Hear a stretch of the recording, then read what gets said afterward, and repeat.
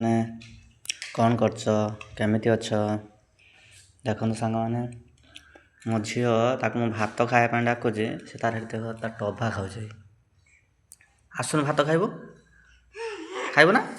ଖାଇବୁନି? ସେ ଖାଲି ଟଭା ଖାଇବୁ। ଆଉ ସାଙ୍ଗମାନେ, କି ଆମର ପଖାଳ ଭାତ ଖାଇବା ଆସୁ।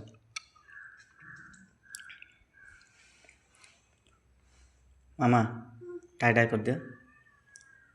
କହିଦିଅ ହାଏ ସାଙ୍ଗମାନେ, ଶୁଭ ସକାଳ, ଶୁଭ ସନ୍ଧ୍ୟା, ଜୟ ଜଗନ୍ନାଥ କହିଦିଅ।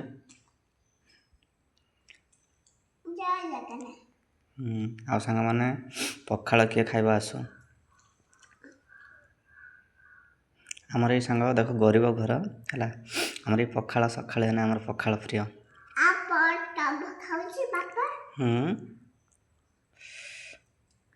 ଆଉ ସାଙ୍ଗମାନେ, ଆସ ଆମ ଘରକୁ ପଖାଳ ଖାଇବ ଯଦି।